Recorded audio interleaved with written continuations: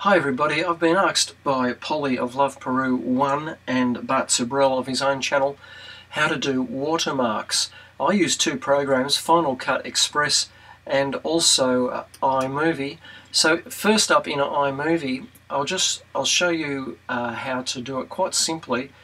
You just set up your project as you normally would. Come across here to the T for titles. And you've got all sorts of different options there with different titles. So perhaps one for a watermark would be the lower third. So what you do is you drag it across to your project, make sure that the whole project becomes highlighted, drop it there, and you'll notice the blue line up top, which corresponds with the text over here. Now I think there's two options here, the large one and the small one.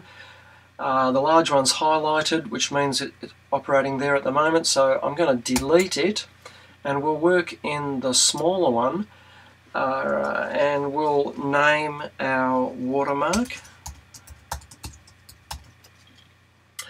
Now at the moment that's quite prominent, so to play around with it you just highlight it, right click and go down to fonts, show fonts, and you get all these different options. So you can change the font to whichever one is your preference, and then italic, bold, etc., and the size of it.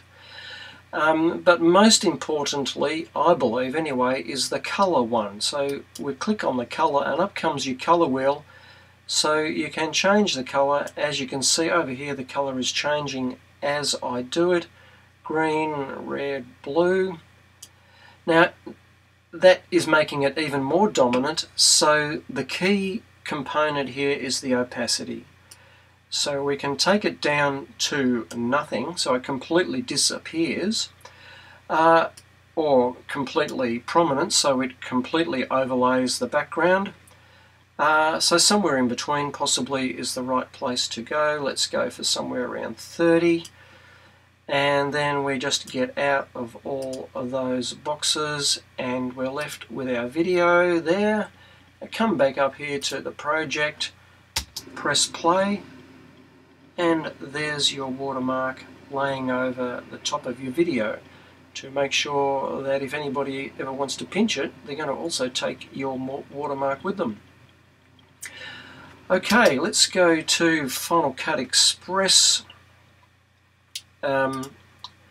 And what I do here is also quite simple. Final Cut Express works in tracks. So the bottom layer is your actual movie, then your text, which I've already written there, Gojo Media.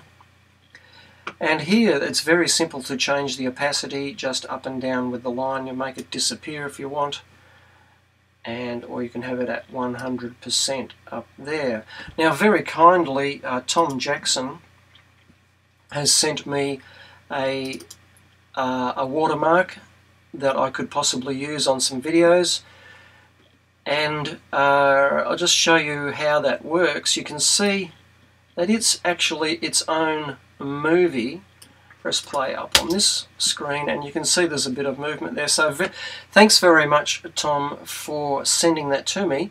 It's a good way to highlight your channel, to have a separate little watermark that is actually moving as well. Perhaps your movie hasn't got as much movement in it and the watermark will give it some sort of character. So anyway, I've got this already, and we just reduce it in size to roughly where we want it to be and position it where we want it to be on the whole clip. And once again, just simply adjust the opacity to what you think is right. So you can see that it's faded right off. Perhaps if you've got lots of color, lots of movement in your main video, you want to just keep the watermark in the background, and then let it render so I can show you. Okay, and then we move the playhead and let it play, and you'll see it pop in, and there it is all happening all together. So thanks very much, Polly and Bart, for your requests. I hope that gives you some information on how to do a watermark. If you want me to make a tutorial about some other topic, just send me an email, and don't forget to subscribe, like and comment. See you guys.